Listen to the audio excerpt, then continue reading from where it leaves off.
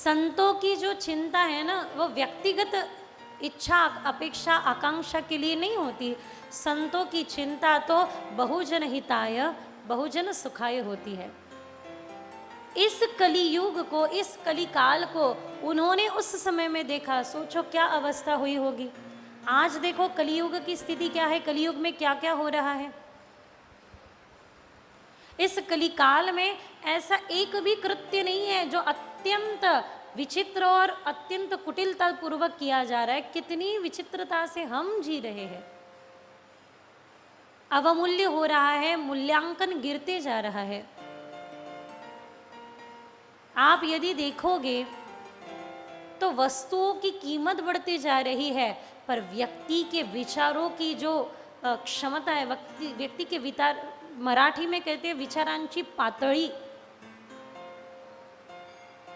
खालावली चालली है। स्तर उतरता जा रहा है धीरे धीरे करते करते।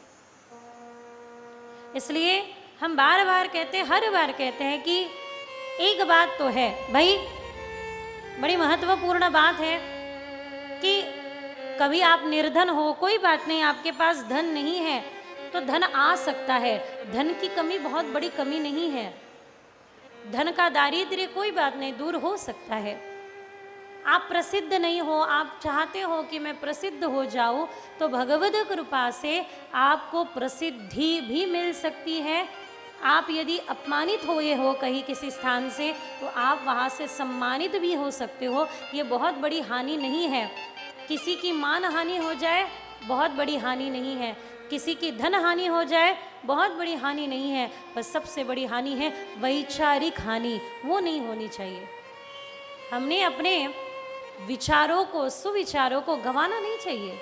हमारे विचारों में इतनी विचित्रता आ रही है। अभी मैं कुछ दिनों से देख रही हूँ, हमारे संबंधों में अपनापन नहीं रहा। अभी कल परसों की ही एक बड़ी विचित्र न्यूज़ है कि डॉक्टर को कहा गया माँ जीवित है पर उन्हें बड़ी पीड़ा हो रही है, वो न जाने कब तक जिएगी।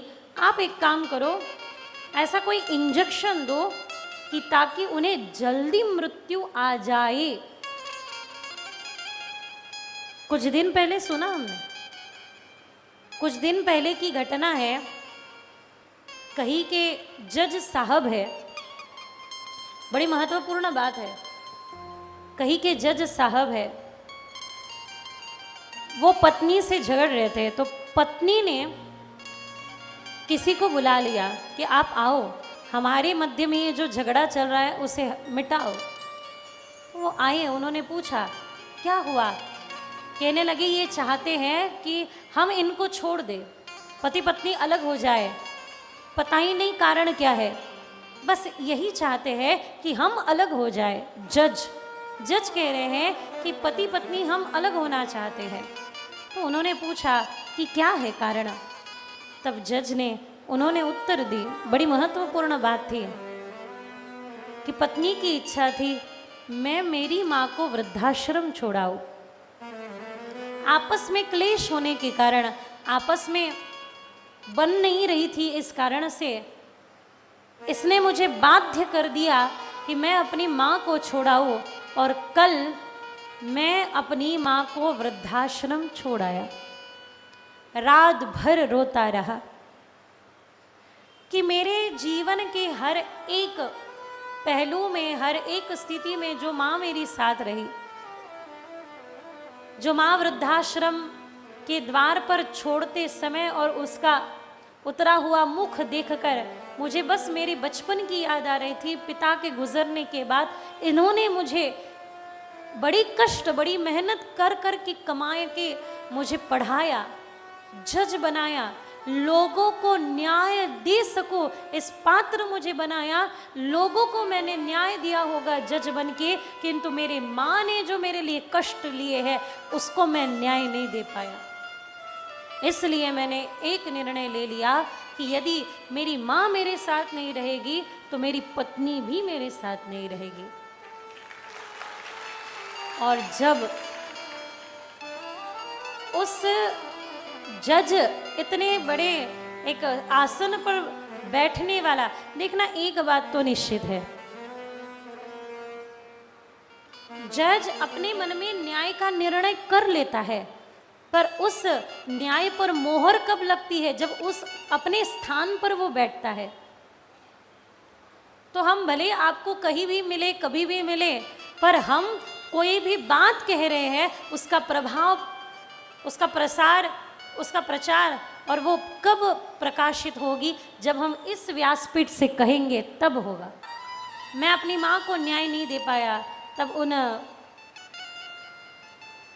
बेटों ने, उन पत्नी ने कहा कि चलिए हम वृद्धाश्रम जाते हैं। रात को 12 बजे वृद्धाश्रम के द्वार खटखटाए। वृद्धाश्रम को संभालने वाली ने कहा कि तुम अपनी माँ को ले जाकर मार तो नहीं दोगे ना? उत्तर दिया उन्होंने कि नहीं, हमें पश्चाताप हुआ है, हम घर ले जाएंगे। और रात को 12 बजे के बाद वृद्धाश्रम में छोड़े हुए उस माँ को एक जज बेटा, उसकी बहू और अपने नाती पोते सब घर ले जाते हैं।